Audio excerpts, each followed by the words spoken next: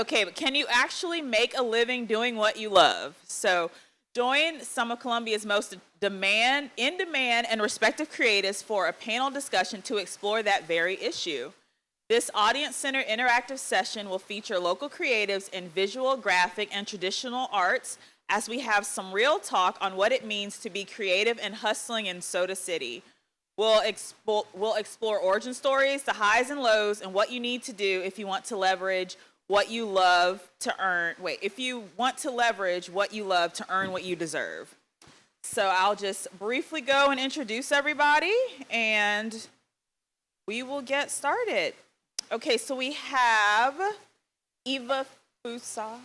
Fousa. Thank you. Okay. It's okay. Only 50 people in the country have the last name. I was like, oh, I haven't seen I'm not Fousa. upset if you don't know how to say it. It's Fousa. Fousa. Okay, awesome. We have Eva Fousa, and she is the owner of Eva Fousa Creative. So welcome. Thank you for being with us today.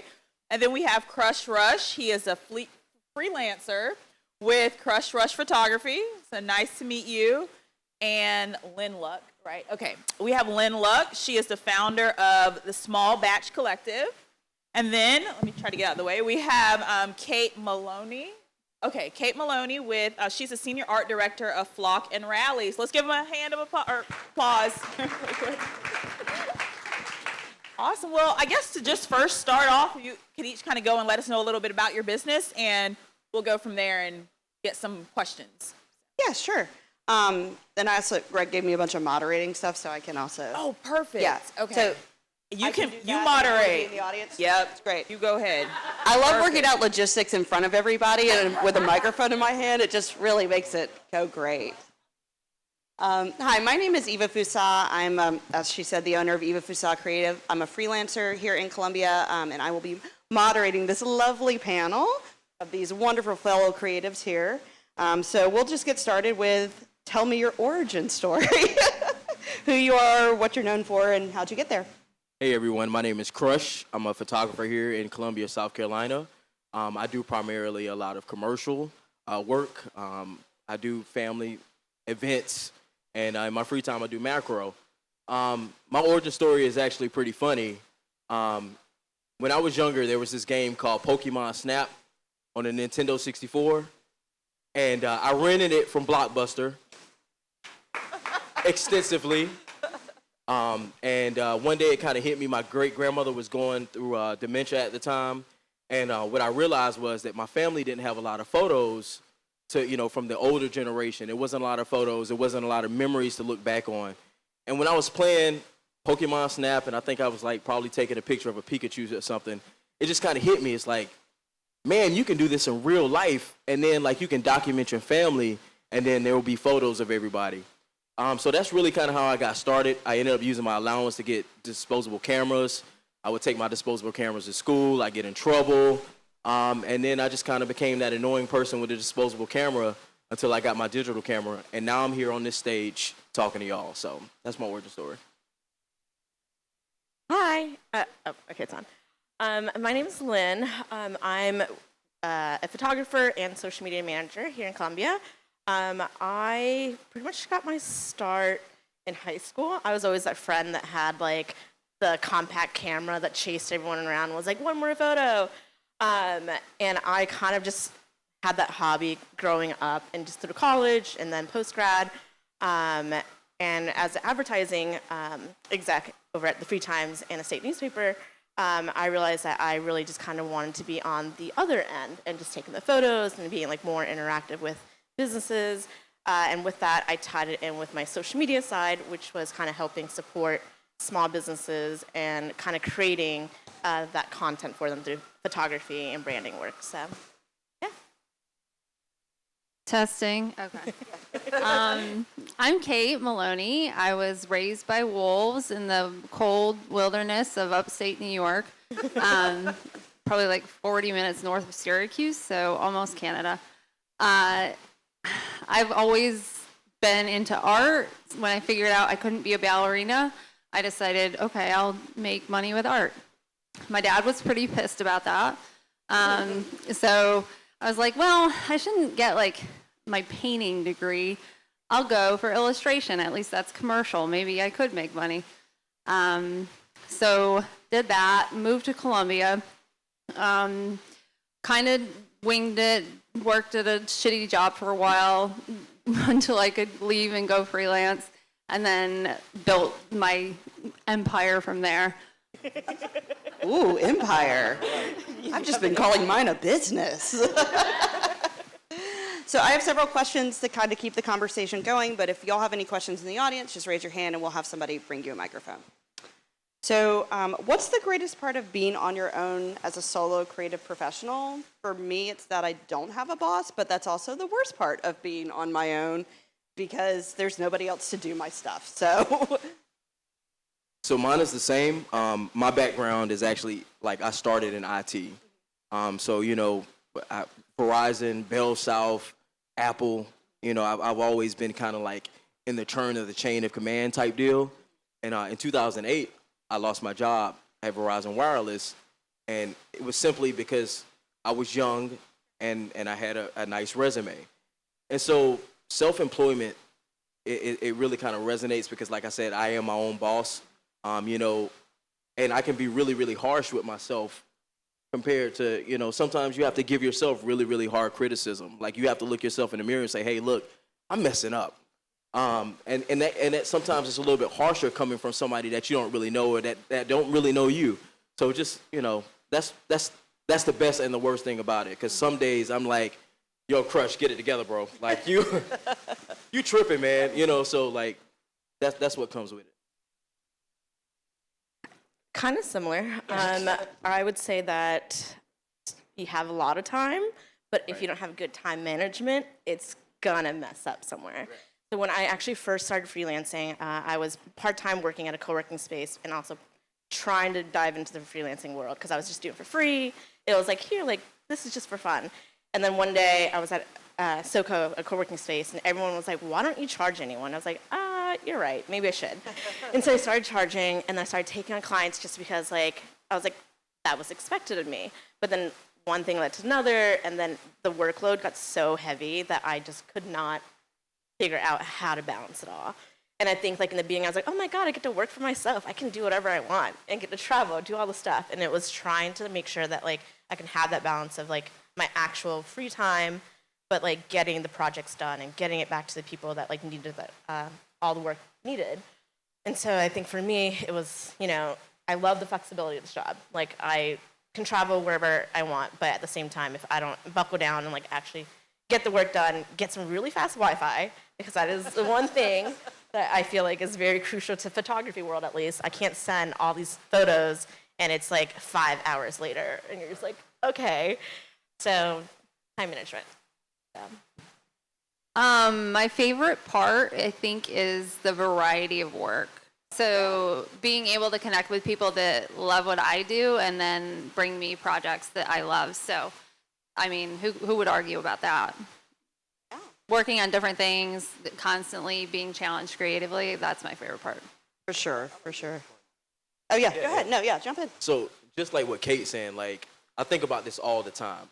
Like, when you are in charge, you get a lot of opportunities. Like, yesterday, I photographed a conference at USC, and then I photographed a lawyer's, a female lawyer, women's lawyer, get together. And so being at the top and being your own boss, like, you get to be in some phenomenal rooms that you might never have gotten into if you were, just going up through the ranks, So, like, I'm just always thinking about, like, man, I was really in this room with these people, and, like, they was cool with me talking and giving feedback, and then they asked me questions, and I'm like, all right, cool. So, like, that is I can't put a price tag on that. Like, just being able to be in certain rooms and like, have a place. Just sometimes you feel like you can be in a room, but, you're like, I don't feel like I belong here, or, like, these people don't really care about what I have to say. But being your own boss and, like people call us.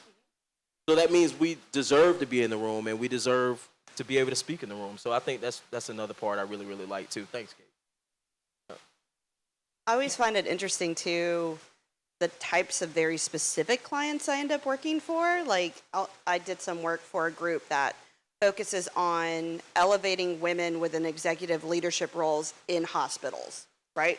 Very, very specific, very, very important work.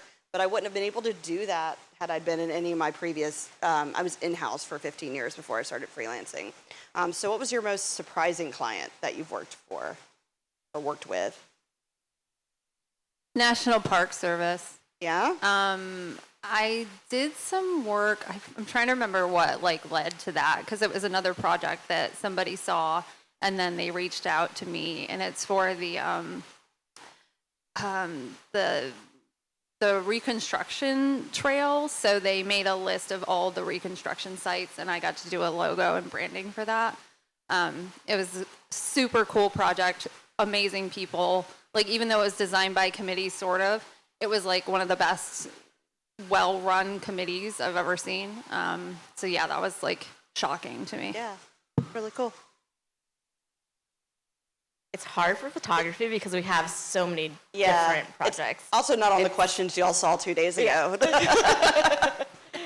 Because, I mean, I can go anywhere from like a wedding, and that's like fun, intimate, to like a 200-person event at Segra Park on the field for the Chamber Gala. Right. And then like behind the scenes at a restaurant and taking pictures of the best food. Yeah. So like every day is different and every client's different. So it's kind of hard to pick just. I think for mine is the Marshall Project. Are any of y'all familiar with the Marshall Project? What they do, they really kind of like fight for people that might have become incarcerated because of like some egregious civil rights mishaps. Yeah. So like they called me for a guy named Moochie Bailey, whose brother is like a world-renowned author. But he was here in South Carolina, and he was incarcerated. And this is when the SCDC mandated a hair policy that you had to shave your head because, you know, people were hiding contraband in their hair. But Moochie was a Rastafari. So what happened was he refused to cut his hair, and he was put in solitary for years on end because he refused to cut his hair. So I thought that was a pretty unique, Absolutely. Story. That was a pretty unique. Just seeing, you know, how his brother talked about him, and then like the de-evolution of Moochie from just like being in solitary confinement for religious reasons. So like that's. I kind of think about it's not necessarily about the clients. No, but that's more the work. for me. Yeah, it's more about the work, like the most unique and impactful and meaningful work that I've done. And I think that was one of the biggest things that kind of really, you know, like pull at my heart. You know, so yeah. For sure. So all of our work is inherently creative, and we all know that creativity is not a light switch. You don't just turn it on or off. So how did you make your creativity turn on when you need it to? And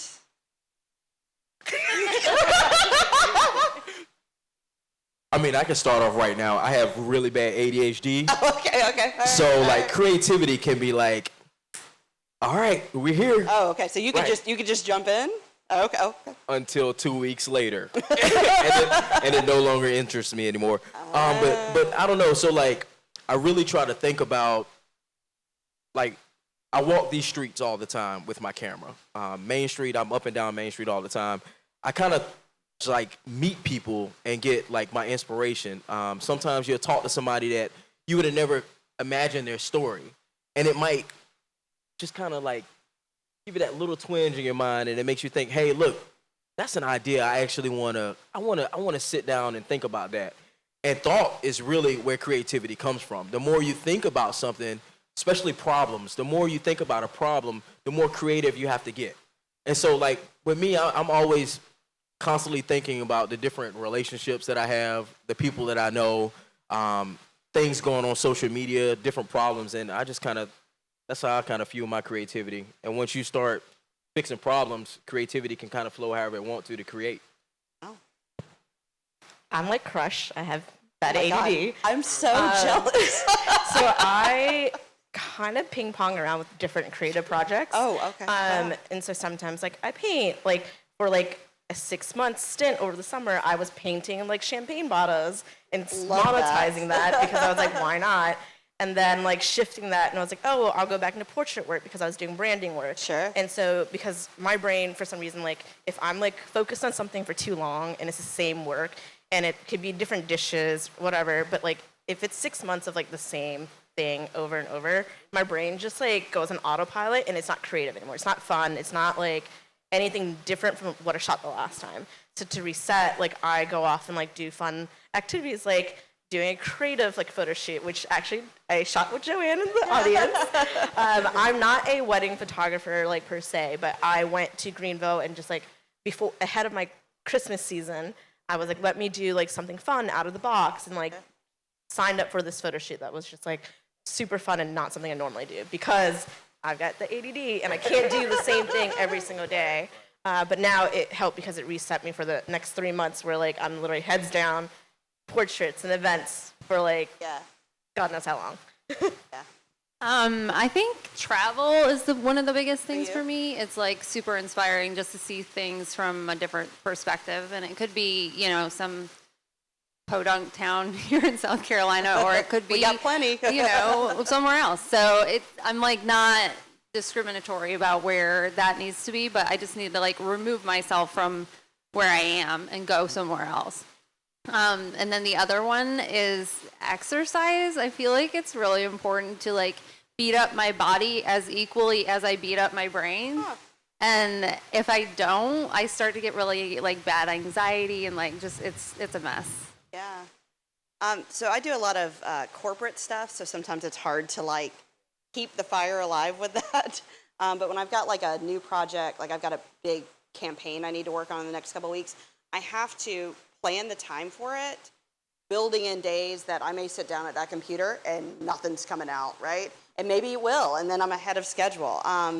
But similarly, I take a lot of walks and I try to exercise a lot. I read a lot and I listen to a lot of audiobooks, and that actually helps me kind of like get out of my own headspace because there's only so many MailChimp templates you can do before you lose your mind. So, yeah. Another thing I've been doing is taking like the day off and setting aside a day. I call it Make Art Day. Ooh. And there's no plan for Okay. the day other than just to make something. Because Yeah. I find when I like pre-plan, oh, I want to make this specific thing. Sure. It never works out. Like my brain's like, that sounds like work. I don't think I want to do that. Right. So when I just let it go free and just wake up and just plan to do that and tell my boyfriend to shut up and close the door, then everything works out great. So tell people to shut up and close the door. Love that. My cats aren't going for that. Neither are my dogs or my 6-year-old. So that kind of dovetails into something that I talk to a lot of other freelancers about. What are your work hours and how do you balance? I make that face too when people ask, how do you balance your work life with your personal life, especially when our time is literally money? You don't, do you? I'm not very good at it either. We're going to have a podcast episode in 3 weeks about it. So this is, again, heading into my busy season. So tons of events, tons of portrait work. I actually am making myself go to a co-working space every single Thursday from 10 a.m. to 2 p.m. because like my brain just like needs to like, if I'm at my house and trying to work, I started painting my back room over Labor Day weekend. It's still not finished, but every day I go back, I'm like, I could do this instead of working. Oh, you get distracted at home. I have to leave the house. And so I feel like for my next like 8 weeks, it's just going and making the time and that space for myself that like if I'm surrounded by other people too, that's really helpful. And so I've been calling someone else because I need someone to like be working next to me. I can be at a co-working space and if no one's around me, I'll be like, oh, like I'm gonna like make coffee 4 times and then like just like walk around and like find people to talk to. But like if someone's like working next to me and they're like actually like heads down, I'm like, oh, like they're working, like let me focus too and not bother them, and like I'll actually work. And so like that's like my focus hours every Thursday for the next 6 weeks. If anyone wants to hang out with me, come to SoCo. But that's been really helpful to kind of crank through my work days. Yeah. But it is hard to balance because you know, my boyfriend's a 9 to 5, like my friends are 9 to 5s. I'm maybe have a couple hours in the evenings open a week, Yeah. maybe. Yeah. Trying to plan time to like spend time with my family, and it's like I will see you in the new year, and like that's what happened last year. Like Yeah. I didn't see my family Yeah. or my boyfriend for like till January 1, and like it's hard to balance that like social personal life with a heavy workload if you don't carve out that time for yourself. And so I'm trying to be better because this is the next go around of me trying to like work this freelance life Yeah. and do it right. Yeah, the balance thing, it just doesn't. I mean, just I not feel a like if thing, you were y'all. sitting here, like, you're probably suck at balancing the shit because you're doing more work than you Greg are, knows like, who we are.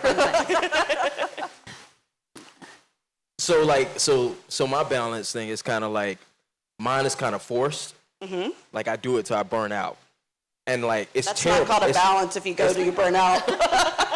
I said it was forced. But no, so like I've been intentional about it. So my mother has been, self-employed, as long as I've been alive. And I just remember just like, she's always telling me like, I ain't got no time to, like I don't have no time to rest or anything. But like, as a being self-employed and like, now I've been doing it so long and I like know how detrimental like not resting adequately is and not Yeah. eat like me. Like, I'm like, man, why am I so shaky? Like 6 o'clock, bro, you had a slice of orange, not even a whole orange. You had like a half a slice, Right. half a slice of orange and like some candy. So like having it, like for me, it's more about like making sure I'm doing all the things that I need to do to function properly. Right. And then once I start doing that, it kind of forces me to sit down and remove myself away from the work. Like, okay, you have to eat. So instead of eating with Lightroom open up Netflix. Yeah. And now I'm like relaxing, unless I'm watching a documentary about something that's just gonna piss me off. There's no method to my madness, but a lot of times it comes from like my body saying, "Hey, look, bro, you got to do something different. You've worked way too much in this stretch." So Yeah. I found Lynn's response really interesting because I'm the opposite. When I work around people, I get so distracted. And it's because I'm an extrovert and I want to talk to everybody. And I'm like, hey, what are you doing? What's up? What's up? So I go to SoCo sometimes, but I get my most work done when I'm home. I was telling Danielle on the way here, I booked myself for something every morning this week. So like I am mad at me. I am mad at past me because I can't get anything done because every morning I've had to be somewhere like 8:45. So, yeah. If you could go back to when you first started freelancing and tell yourself one piece of advice that you know now, what would you tell yourself? slow down. Ooh, all right. Absolutely, slow down. Slow down. Yes. Yeah. You don't have to take all the projects. Oh, yep. Mm-hmm. that was mine too. It's okay to say no. No one's going to die. Yeah. Yeah, yeah. Hustle culture was like really toxic back then. I feel like It was still like is. if you like don't like if you don't hustle hard enough, like the next person's gonna get it. So Right. like now it's very much just like it's okay if the next person gets it. Like half the time I'm sending off my workload. Right. And if someone's like, hey, can you manage this? I'm like, actually, this is what my limit is. Sure. I have someone else that, and I vet anyone else that I pass of work course, off to. right. So like that's been the nice part because before I'd just take it on and get overwhelmed. And I think the advice now is just to anyone that's starting in this world, it's just like you don't have to do it all. Right. You're gonna get burnt out. Like you're gonna forget to eat Yeah. or sleep or drink water. Right. Yeah, yeah. I mean, I'm still trying to take everything. I'm not very good at that. I need to be better about that. Well, I started my job 1 month before the pandemic. So, like, I probably would have initially said don't, but now I'm very happy that I did it. But I was very poor in 2020 because nobody wanted to hire a freelance designer. Right. Yeah, I don't know. I'm in charge of asking the questions, not answering the questions. Well, I think that's like going back to what they said. Like Sure. for me, that's what slowing down meant. Like because it's so easy to get wrapped up in. Let me finish this so I can go to the next. Right. And like in between that time of slow down, you don't necessarily. So like I do a lot of photojournalism, and like during 2020, I did a lot of work in these streets. Things were, as a photojournalist, you really have to remove yourself away from things so that you don't let your emotions affect the photos that you make. Sure. I have to stay keep that needle in the center all the time.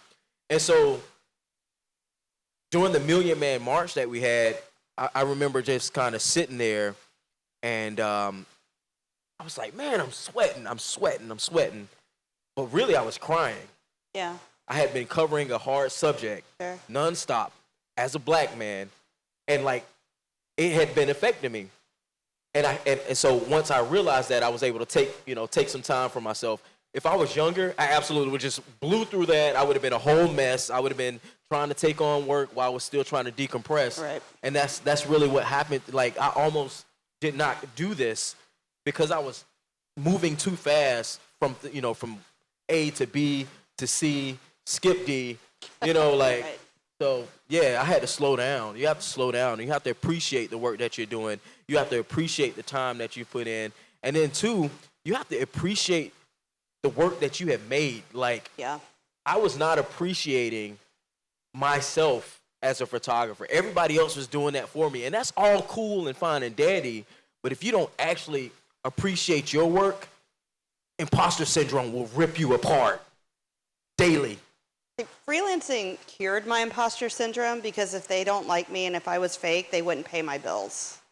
Like literally, and maybe that's just a very much me thing, but every month I send out my invoices. I'm like, oh, am I really doing this? Am I, is this me? And then within 48 hours, everybody's paid their invoice. I'm like, yes, me. So I can keep talking for hours. Does anybody in the audience have any questions? Yep, we have one over there.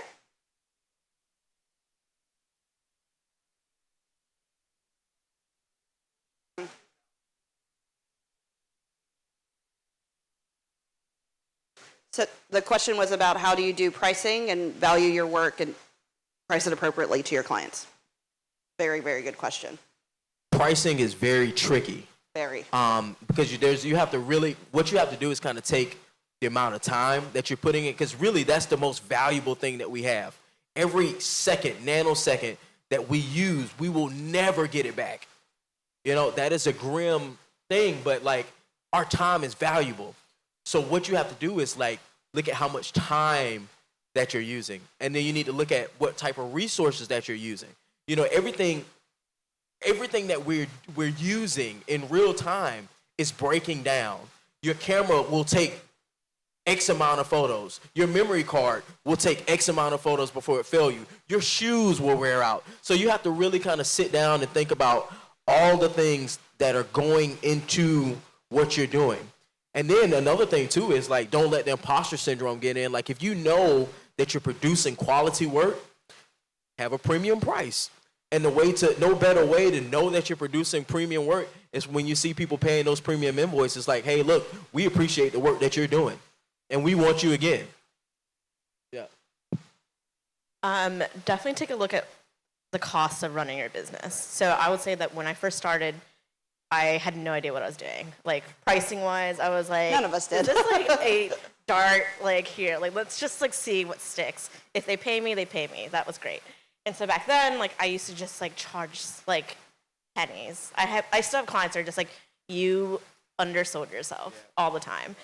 And I started like charging higher and like I was going in at what like the environment was kind of like pricing at. So that for me, so I'm also a social media manager. So like I was able to kind of price in different roles and research. Okay, like what is the state of South Carolina? Like what do social media managers at a full-time job, what do they make? Break it down, cut in that cost of like health insurance, all that stuff. My cost of business, what does this cost? And then I'm like, okay, this is what I need to like run my business, pay the government, and like make a living for myself. And that's where I started. And I would say in the beginning, I was, again, pennies. And now it's like, okay, like I'm charging more. And I get shocked sometimes when they're like, here's your invoice. yeah. And I'm like, Yeah. okay, cool. Yeah. But I think in the beginning, like it's very hard to be like, oh, well, I don't want to like charge too much and charge myself out of the market, but see what the market is selling at and like start there. And then, you know, once you start getting the clients producing the work, like word of mouth got me most of my clients now. And they were like, we know that you're going to do good work. I've had clients tell me, you need to charge me more in the next invoice. And that's happened. And I'm just like, cool. How much more? I don't know. But like, I still send them the invoice and I still paid that next invoice. So like, it is hard in the beginning, but like knowing what it costs to like run your business to begin with, that's like the foundation, and then pay your bills and then add on after that. I have nothing more to add to that. A really good answer. I have one thing so like I have like a little like response scale. I'm going to tell you a little trick. If somebody asks you for a quote and you send them that quote and they say, that's an amazing price, you left money on the table. Because that means that they had an idea about how much money that there was going to be, that they were going to have to pay, and they were willing to pay it. But now you have severely gone under that. Yeah. So like good price, in my book, perfect.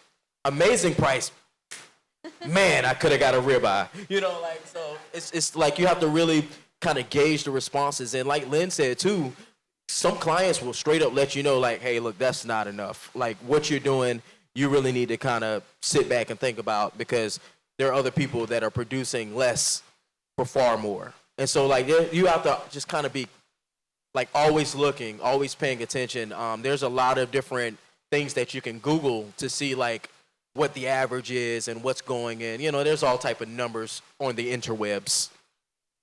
So there's a really great book. The Graphic Artists Guild puts it out every 2 or 3 years. It's like this thick, and it's a pricing guide. It gives you just like very kind of broad level stuff. I used it when I first started my business, so it gives you like what you should roughly charge for videography work, what you should roughly charge for brochure work, annual reports. It is, because there's like a lag in getting it out, like newer media is not always in there, but I use it a lot to price stuff that I don't do often. So like, because I mostly do design work, I can quote that all day. I have a formula, right? Like, are you a nonprofit? Are you a for-profit? Are you an agency? What's your market, right? Like, if you're in San Francisco, I could probably charge more, right? Because the going rate there for everything is higher than here in Columbia. But the Graphic Artists Guild book is like $30 on Amazon. I found it incredibly helpful throughout my career. Yeah. Yeah. You gotta eat. Yep. Go ahead.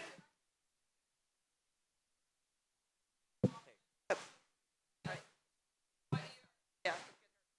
Danielle, help me. I just wanted to add to that because in a service-based environment, it's really hard, but also considering the work that you're doing and what it's going to do for that person, whether it's a person or a company.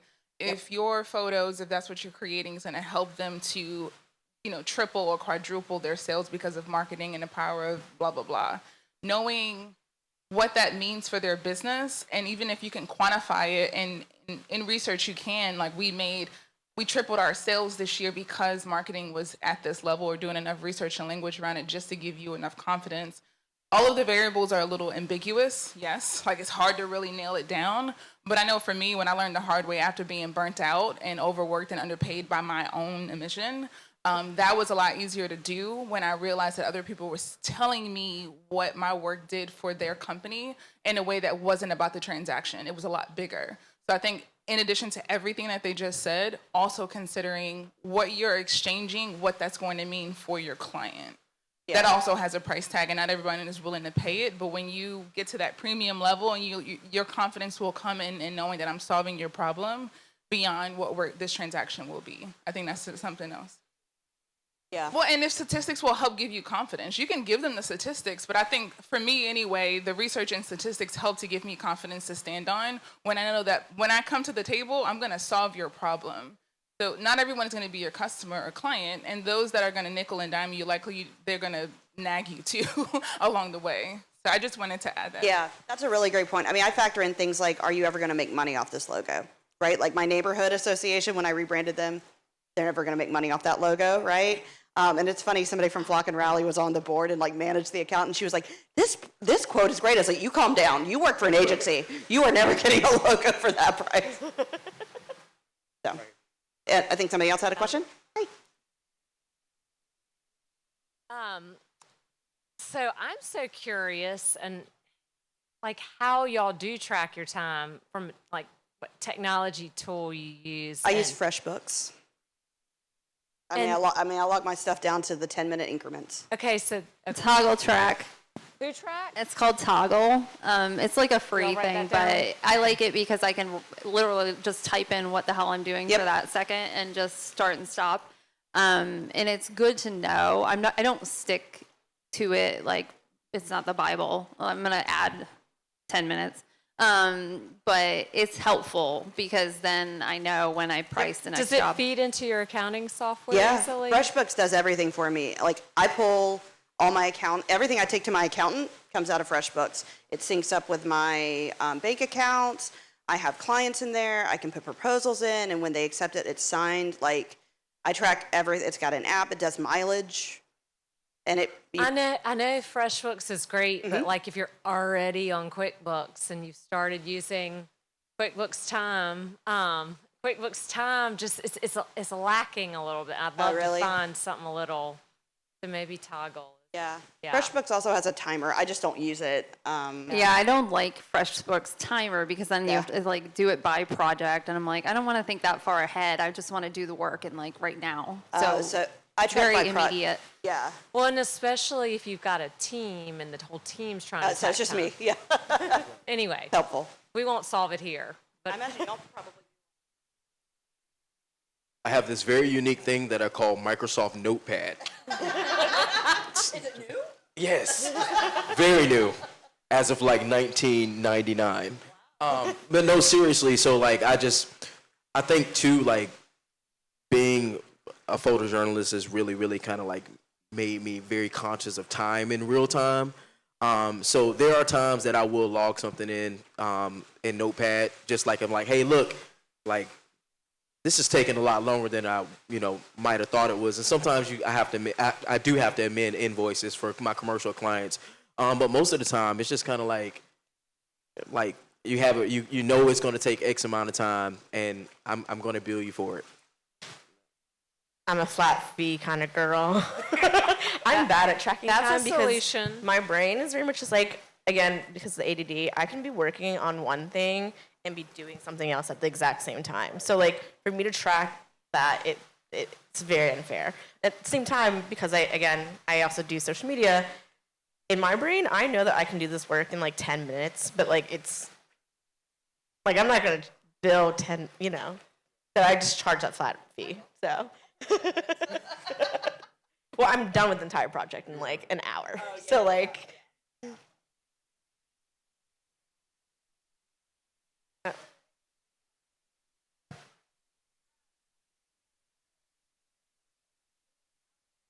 project, a creative project.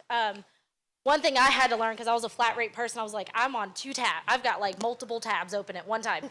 And I've realized that it might have taken me 10 minutes to do it, but I, as a business owner, need to charge for that hour as a minimum, because that was my time. I had to think about it. I had to put it together. It might have physically taken 10 minutes, but I need to know my worth in that sense. So that's been a big thing about keeping track and growing. Growth is giving you that minimum. But my question for you guys was, did you ever get to a point in your original concept to be a photographer or designer, and you're going to do this on your own, that you had to pivot? So that's part one. Was there ever time you had to pivot? And then the second part is, was it hard to let go of that first concept? So I think the really cool thing about what I do is I do so many different types of photography. So like people ask me like, Crush, what do you do? If you're getting married or having a baby, don't call me. But other than that, I'll take your money. So, there's always so many different things. So, like with ADHD, like sometimes I'll get on my really, really artistic trip and like I'm working towards, wall art. I'm still taking my clients and doing, but in my free time, I'm now doing something that enriches me in a different way to kind of take away from that monotony of doing the same type of work. So pivot-wise, there might have been times that I've had to change my focus because of financial needs, but for the most half, man with camera can be purchased. so I actually pivoted into photography. So I worked in advertising for 7 years. I worked at the state newspaper. I worked at a digital agency based out of New York. and then worked at the Free Times. So like just kind of knew I wanted to be in that world. And during that time frame, social media was really new, and so I actually started as a social media person. And then once I realized I was going into all these clients and like building like, you know, their brands, no one was taking photos aside from them, and they took bad photos. And so like for me to come in, I was like, okay, like I'm already doing the social content. Like for me, it was easier if I also managed what was coming out of there. So for my pivot, it was like, hey, this is an addition that helped grow me. And so I think it helped in terms of like, oh, like I manage social media, but I also like, you can hire me for photography. You also don't have to hire me for photography. I will source that out. People need videography, that kind of stuff. Like I will send that out. But it was really helpful to have that in my back pocket because that got me through the door for photography work. And then, vice versa. Like I will literally go into a project just doing their like headshots, and they're like, we need someone to do like social for us. And I'm like, I'm your girl. And I will literally get work that way. So it wasn't a pivot. It was literally just like growing that. And again, I think it was just really helpful to have multiple facets of my business because in this environment of the working world, you just have to have more than one thing to do. So. Same as Lynn, it was definitely not a pivot, but I didn't go to school for design. I just do it. I taught myself a lot about it. Having both illustration and design to offer is a pretty major offering, so it just like made it better, I think. Yeah, it's huge because I'm not an illustrator. I'm just a designer, and people don't always know the difference. And so they'll come to me. I'm like, no, you don't want to talk to me about that.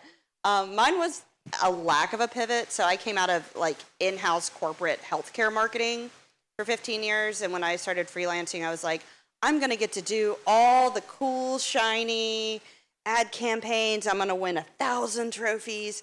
And I do some cool ad campaigns, but I do still some of my days look almost identical to what my corporate in-house days look like because there's a lot of money in that. Like there's a lot of companies that want somebody who can just build out their B2B social media, who can do their MailChimp templates, who can like do their employee newsletters. And like, it's not sexy work. It's certainly not what I thought I was going to do when I was in college, but it pays my mortgage and it took me on vacation this year. So like, you know, I may not have all the shinies that I thought I'd have, but you know, I'm making a living doing something that I decided when I was 15 years old that I wanted to do. And that's valuable in and of itself.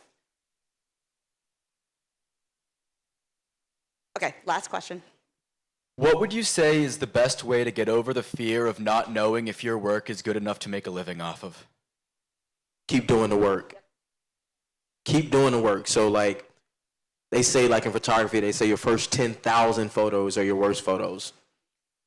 It's easy to take 10,000 photos. And then two, there's this, I say amazing tool called social media. There's this tool, asterisk, called social media. Social media is so weird. Like sometimes you'll do something and you're like, man, this is not good. And next thing you know, everybody on the planet shares it. And then you'll do work that is super meaningful to you. It feel like it is your best work, and literally the crickets don't even like it. You know, so like just keep doing the work. And as you continue to do the work, you'll start to appreciate it. And that's really where the magic happens. Like once you start to appreciate your work, you already in the game. That was one of the things I was going to say as like the piece of advice. Define your own success. So, you know, social media, great and everything, but also screw off sometimes. If it's good for you and like you feel like you're raising your own bar, then keep going and just keep doing that. Don't pay that much attention to everyone else. There's this really great quote by Ira Glass, and he's talking about writing, but it applies to any creative field. And I don't remember it off the top of my head because it's long, but it is something to the effect of like when you start in a craft and you're young, you don't think you're good because you know what good looks like, and you just haven't had the time to grow into that. It's a really great, like lengthy quote about like you will get better, but you're looking at it through the lens of the things that you idolize, and you will get there. It just takes time. So I suggest you look up that quote. I used to have it hanging in my office. I found it really inspirational and motivating for even now doing this 20-something years. Yeah, but keep going. Yep. Saw the photos I took like Oh my God.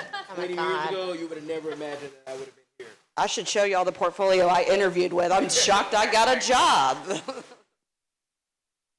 All right, well, I'd like to thank all of our panelists today. Yep, we did awesome. Thank y'all for participating and